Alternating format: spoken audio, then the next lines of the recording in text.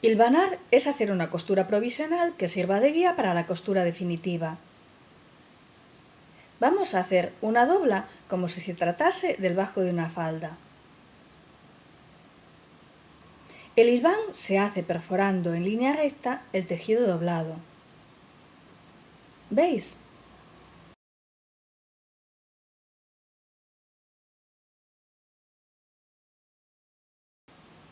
Obteniendo unas puntadas alternas más largas de lo normal.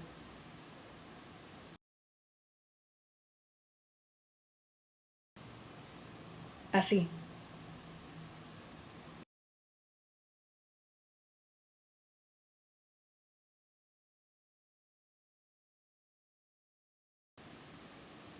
Al contrario de las costuras definitivas, el hilván no se remata con firmeza, porque tiene como único objetivo sujetar los dos tejidos para que no se muevan y coserlos con más facilidad después. La costura definitiva irá por aquí. Una vez ésta se haga, hay que quitarlo, de esta manera.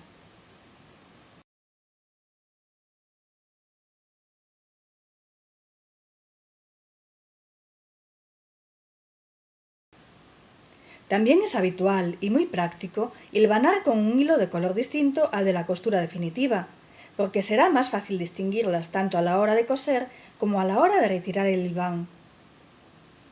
Ahora lo haremos con hilo verde.